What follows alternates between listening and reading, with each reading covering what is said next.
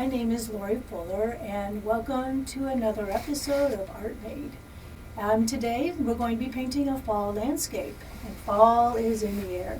If you ask a lot of my family and friends their favorite part of fall, most of them will say they enjoy apples, apple cider, soups in the crock pot, football, and of course my favorite is the fall landscape. So the landscape and the trees, they go from a very bright and vibrant green to a very warm color palette. And so that's what a lot of my landscape paintings focus on. So I'm going to show you a few of the landscape paintings that I've done. Here's one that I've done of the chrysanthemums. I used a very pink background and started to build my layers up to orange. What I loved most about this painting is that we're going to be using in today's painting. You can use that same color palette for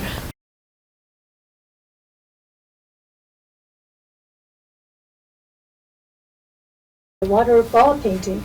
Then this one used the same color palette as well. So today's painting we're going to be using some browns and of course our warm color palette of orange and yellow and some little bit of green. Another painting that I have done with the fall landscape, and this is very similar to what we're going to be painting in today's episode. I used a lot of Q-tips to be painting on this one, and only because I really like the colors and the texture that a Q-tip leaves us. And this one is very interesting with the blue background against the orange trees, and that's probably my favorite thing about fall. So today's painting, we are going to be working with birch trees and against a fall background. So today's art supplies, you're going to be using a canvas, and I use a blank canvas, an 8x10 canvas. This is a wrap canvas. You can use any size for this type of painting. One paintbrush, because a lot of this painting is done with Q-tips for the leaves. And then, of course, our paint colors. We're going to be using a little bit of blue and a little bit of white for the sky. And then for the fall background colors, I use a lot of yellow-green, which is something that you can buy in the tube or you can mix by mixing a little bit of yellow and blue together. Then, of course, we've got the warm colors of orange that I use quite a bit. Red oxide, which is a little bit of red, a little bit of brown, a little bit of orange in one color. And of course red, there's a little spots of red that's in this painting. And then the black and the white for the birch trees. What I like most about this painting, and something to consider as you're painting along with me, is this contrast, this focal point right here. I tried to keep it very circular, and that creates a lot of interest in this painting. So today we're going to first start with the sky, and then we're going to work in layers to build the leaves with Q-tips, and then we're going to come back in and work with the birch trees. And believe it or not, the birch trees, as you'll see as we progress through this painting, is started with black and we layer white on top. So let's get started. For the sky, I'm going to use a little bit of blue and a little bit of white. I'm going to use a small brush. This is the same brush I'm going to use throughout the whole painting. A majority of this painting is done with the Q-tips. So I'm going to start by getting the brush wet. And I really don't want it, dripping wet. I want to get it nice and damp. That way it's able to mix the paint very easily on my canvas. I'm going to pick up some white paints. I have my paint palette I created out of just a piece of paper. I'm going to pick up my white paint, a pretty nice scoop, and I'm going to start spreading it around on my canvas. And again, for my canvas here, I have an 8x10. You're welcome to use a round canvas, or you can use a rectangular canvas and go really quite as large as you want. So I've got a nice amount of white that's on my canvas. And now I'm going to take the same brush, and I'm going to just put my brush in the corner of my blue, and I'm going to mix this right on my canvas. Now, I picked up quite a bit of blue, and that's probably a lot darker than I want to work with. So I'm going to use the newspaper, and I'm going to kind of wipe off my brush, and I'm going to pick up some more white. And the white is going to lighten the blue. And if I want to make it darker, I will just pick up a little bit more blue to get to the color I want. So right now I'm just going to be spreading this on the canvas. And actually, for the entire painting, I'm going to pretty much cover the entire surface of the canvas here, because I want my leaves to be able to layer on top of my sky. Now I'm going to add some more white here, and I'm just going to brush all the way out to the side. I can work back before the paint dries and add some more clouds if I would like, or lighten up some areas and add some interest that way. So I'm just going to keep spreading this paint around. And as you watch, if I got a large area to spread, I'm actually going to use my whole arm to move the paint around. And vary my brush strokes.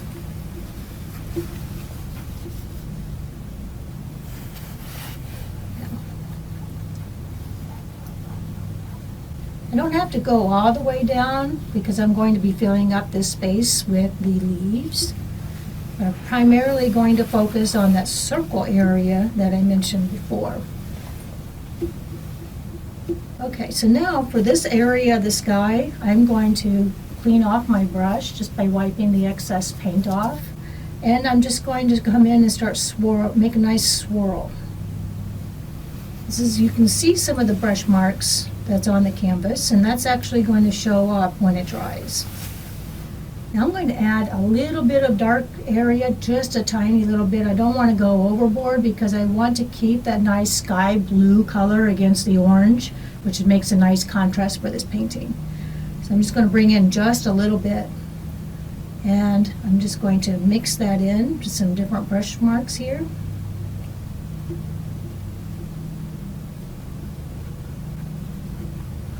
And clean the excess off, and I'm just going to blend. And the blending motion for me is like my tip of the brush is barely touching that canvas, and it's just really blending in the dark with the light. And bring this down just a little bit longer, get all the way down to the bottom.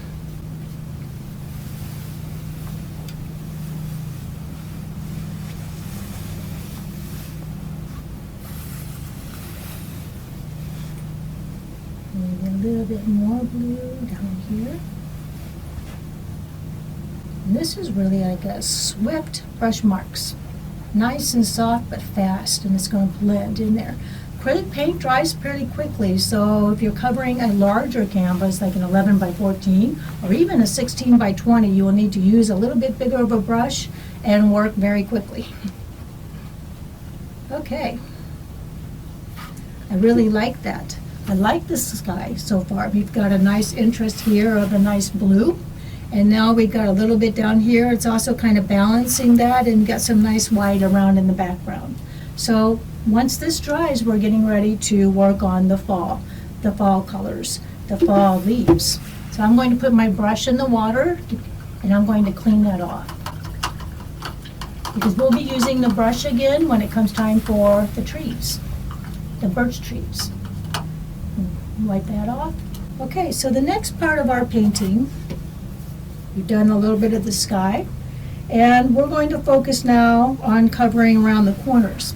So when you go to do your painting, you can cover all of the corners here, or you can leave a larger area of blue open. For my particular painting, I really like this circular shape. It really invites the viewer in and wanting to know more about the birch trees in the fall landscape. So, believe it or not, the next step is going to be creating the leaves. And that's all done with Q-tips. So when I work with my Q-tips, previously I usually work with just one Q-tip at a time, but because we have such a large area to cover, I usually start and work with 5 or 6 Q-tips at one time. So I'm going to put this aside here and refer to that as I go.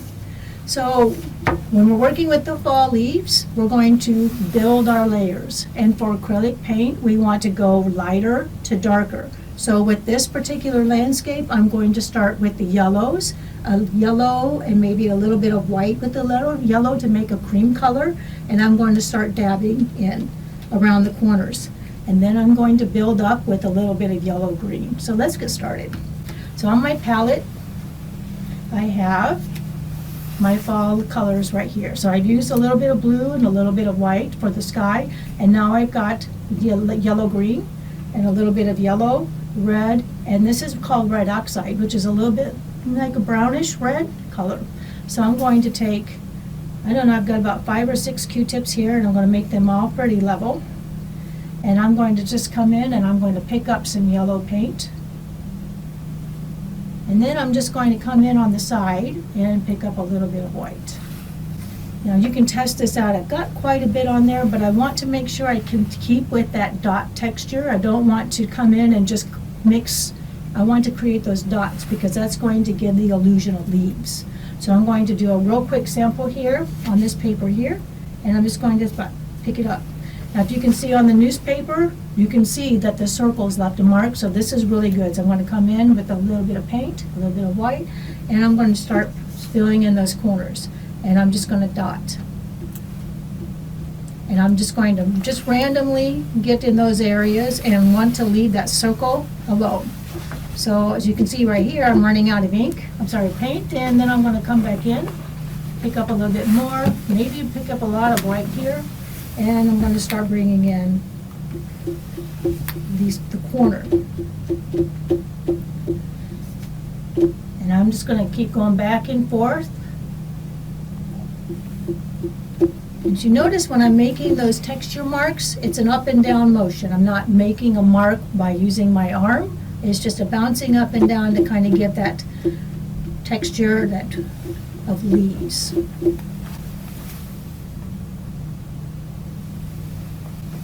You can work quickly. Making a lot of noise.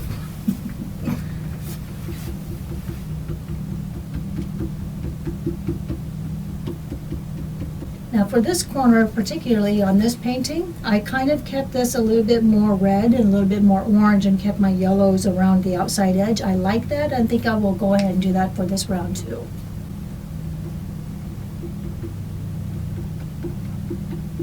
Now what's nice about using Q-tips is you have two sides to use. So once you start using too much of that and this starts to look like the paint is no longer leaving a texture of circles, you can also just turn those around and start with the other clean sides.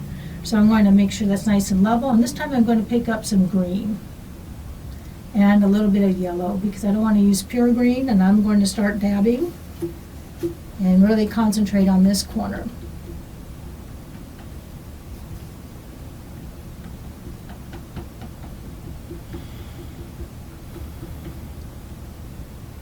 I really like how this all layers. It makes a really beautiful landscape. I'm going to bring this down just a little bit. Now if you want to use a little bit of a darker green, you can go ahead and mix a little bit of yellow and blue, and that will make a little bit darker green. I like to keep mine a little bit light because that's the kind of green that I notice as the leaves are changing those colors. And I'm going to bring this up. I'm going to add some white here because I've already got some green and yellow on my Q-tips. I'm going to bring some white. I'm actually going to bring this up a little bit.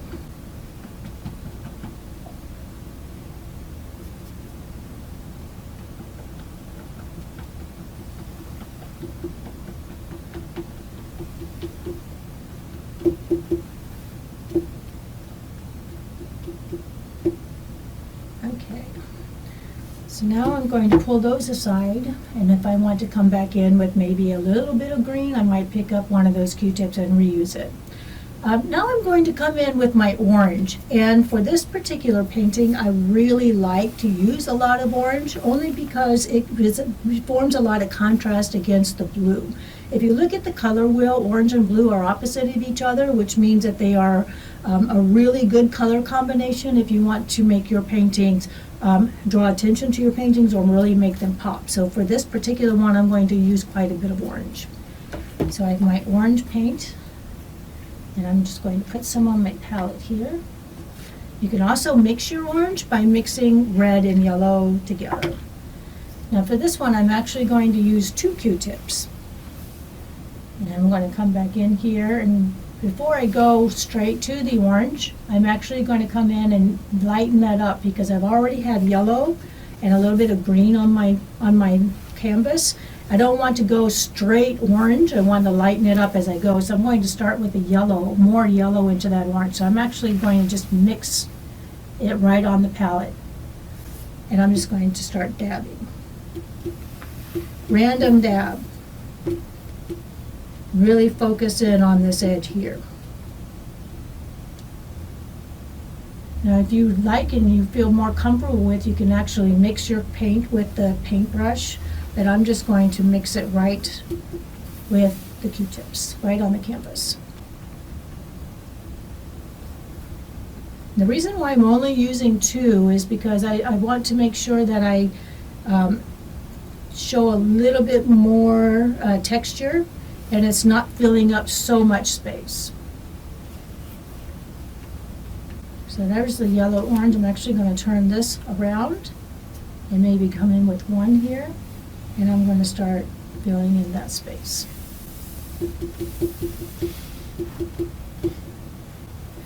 Okay, now I'm going to use this red oxide, which is this color right here, which to me, when I look at this, it's a very red, orange, brown kind of mix, perfect color for fall. So what I'm going to do is I'm going to pick up maybe 3 Q-tips, 4 Q-tips, and I'm going to go straight in with the paint. Add a little bit of that orange, because I want to put lots more orange on top, and I'm going to start focusing in on this area right here.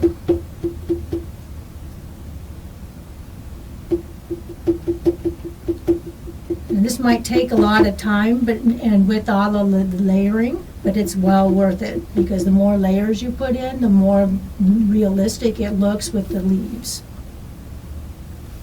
Now I'm not going to put quite as much of the red oxide on this corner. I really want to build up on this side right here. And it's a lot of just dabbing.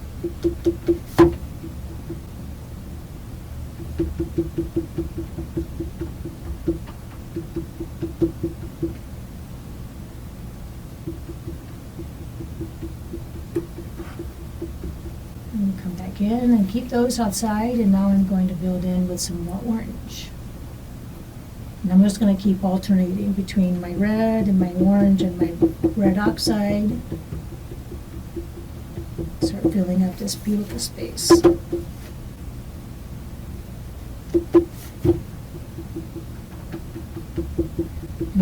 And to our advantage, when we started, painting, we painted the entire surface with the color of the sky. You can start seeing some of that sky come through on those leaves, which makes this a really beautiful painting.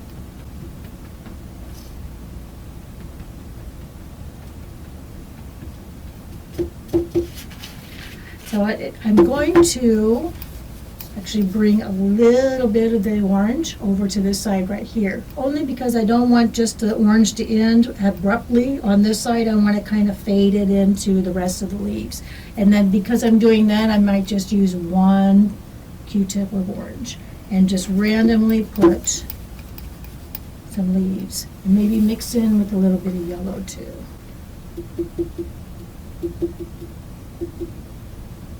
All right, so I'm going to keep on moving.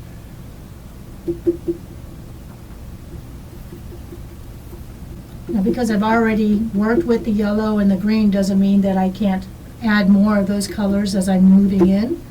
Especially on this side, I probably will add a little bit more of the red oxide.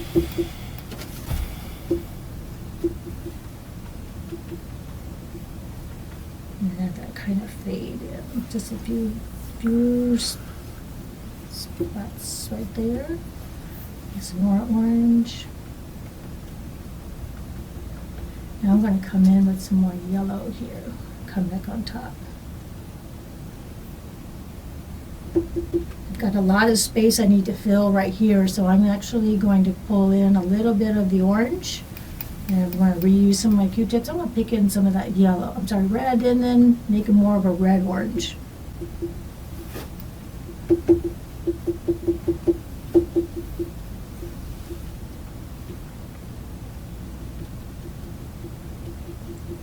What's nice about using a wrapped canvas is that once you get the entire painting done, if you want, you can see over here, I've already gone over on some of my edges.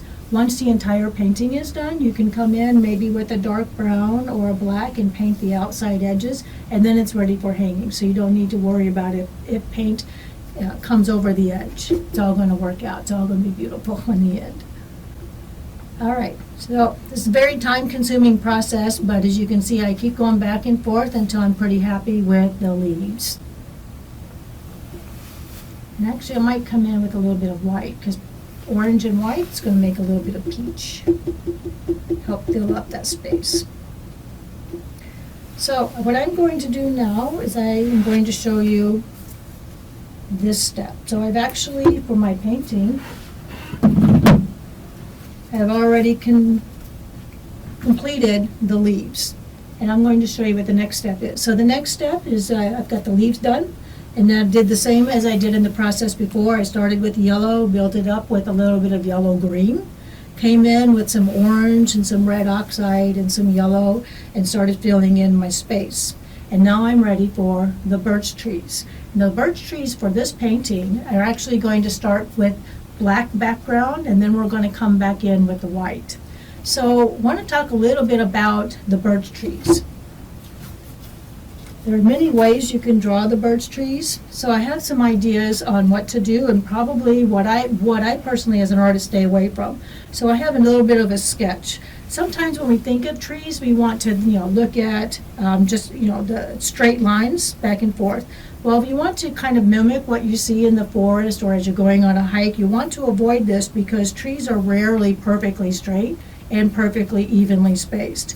I think this might be a nice composition, but I think it would be more interesting if you break up those black lines with some different varies thickness, and then also it's not going straight up and down. This causes a lot of interest, and this is probably a little bit closer than what you're going to see in the forest when you go on a hike.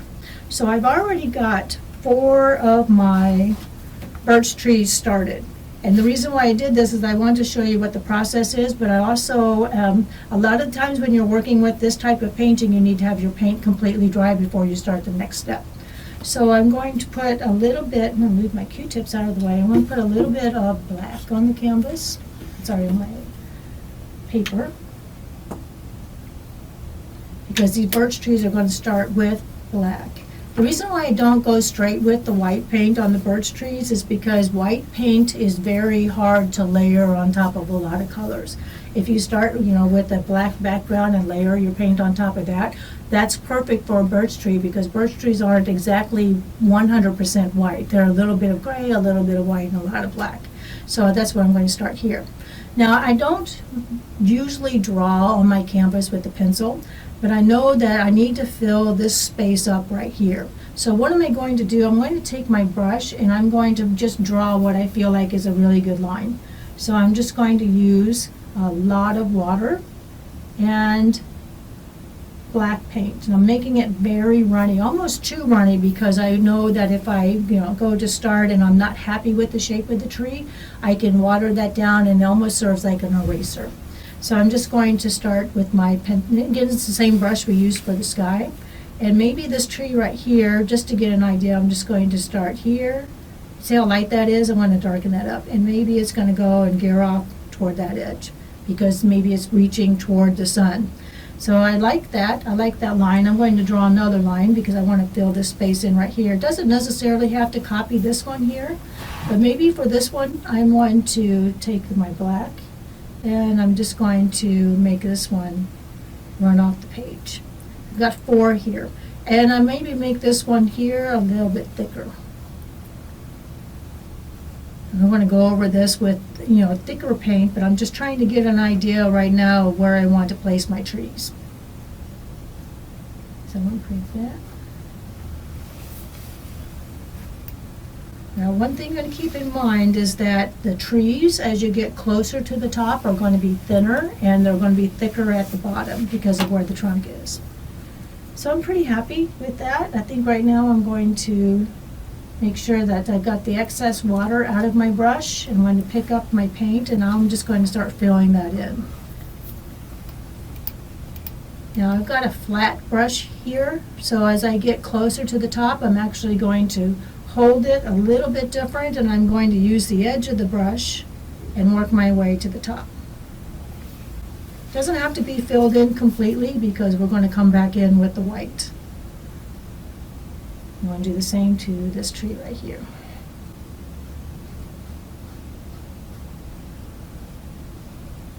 And we're going to go over some of those leaves that we painted earlier with the Q-tip. And I'm going to have this one go straight off into the corner. Again, on my trees here, I've got thicker at the bottom, thinner as you go up to the top. So I've got 2 painted trees right there. We'll get started with that, and then as we finish the birch trees, we may decide to add another smaller tree somewhere, maybe along the edge or somewhere else, but we'll see what it looks like so far. So I've got my birch trees done. I've got these are dry and they're ready to add.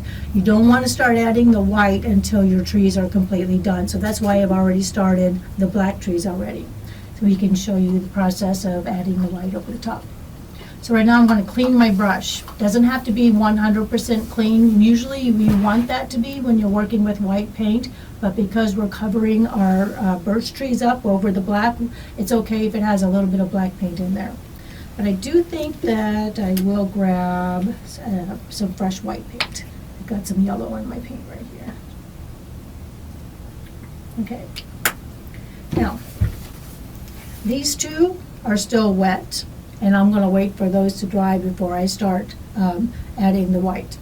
So with the flat brush, you can see that it's very thin, and it's got a nice straight edge. And we're going to use that straight edge to put the white paint on the trees. So I'm actually going to pick up my white paint, and instead of moving my paintbrush up and down like I did before, I'm just going to start with horizontal brush marks. It may take a couple of layers, which is fine because on a birch tree you have some areas that are very bright white and you have some gray areas too. So you may have to add a couple of layers of white. And I'm just going to use small brush marks. And I'm leaving a little bit of a black outline because I really like that effect on my tree. And I'm going to work my way up. Now I'm running out of paint on my paintbrush, and I'm just going to come back in and pick up a little bit on each side. So if you look at the paintbrush here, you've got paint on both sides. And that's helpful because once the paint ends on one side, you can flip your brush over and continue all the way up to the trees. Now I'm going to leave some gaps, and I'm going to come back in and add some more texture. I think the tree is looking really nice. I'm going to go all the way to the top.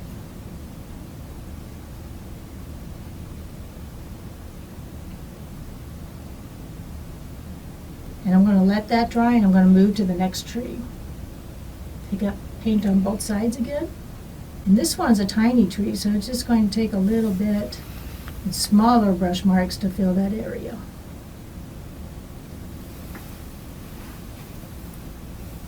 Now I'm going to flip my brush over and start putting in some brighter white.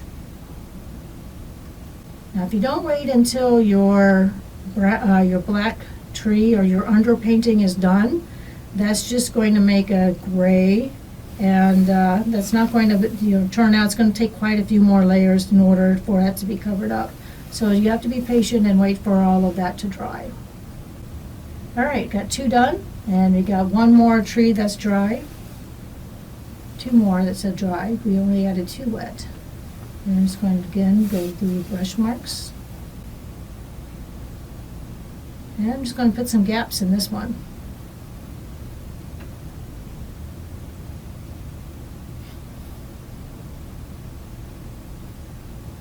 And work my way to the top.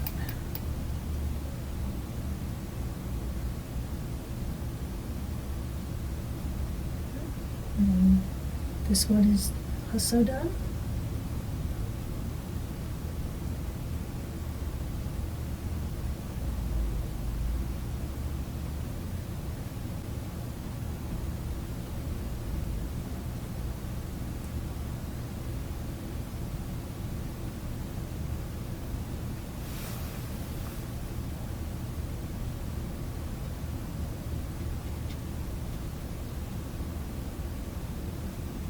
Not quite, but we can continue to build up the layers on the ones that are finished.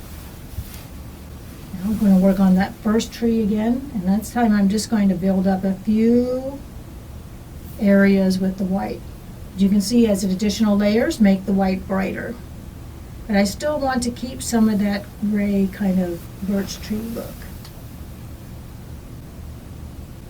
Now I'm going to wipe off my brush a little bit to bring back that straight edge. Because when you get too much paint on your brush, you want to lose that straight edge, and that straight edge is important when you go to adding the details to your birch trees.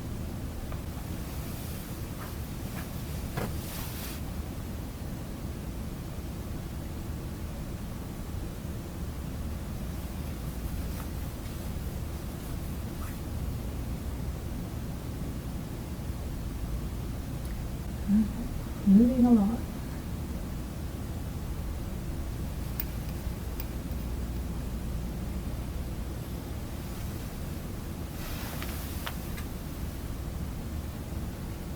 Now, for this, I might just use the side of my brush and work a little bit, because that's really thin.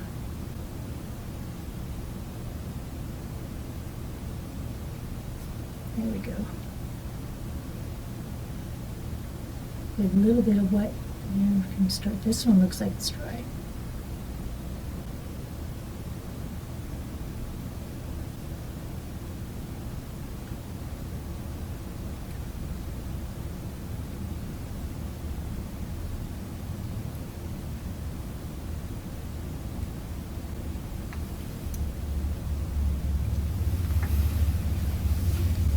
Alright, the excess paint off to get that straight edge again, and work with this last one.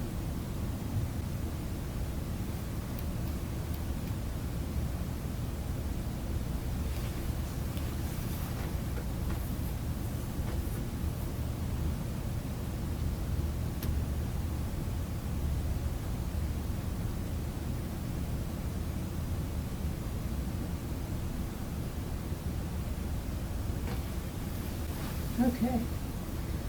And let that dry a little bit. We'll come back in with some really nice white highlights.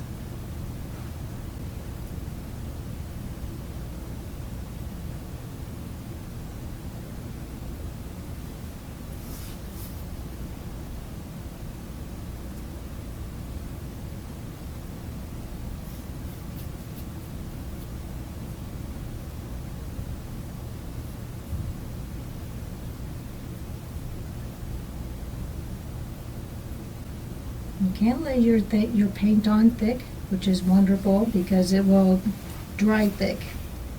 My acrylic paint usually doesn't crack when I do lay it on thick, so that's a nice, it adds a nice additional nice little texture there. Okay, almost done with this tree. Okay, so now what I want to do is I want to bring in a little bit of the details, the marks that make the birch tree what we recognize as a birch tree, and that's coming back in with just a little bit of black. So I'm going to take my brush and clean it out, and I'm going to, it doesn't have to be cleaned out completely because black is going to overpower the white paint. And I'm actually going to take my hands and I'm going to make that a nice straight edge, because I'm actually just going to make it like we did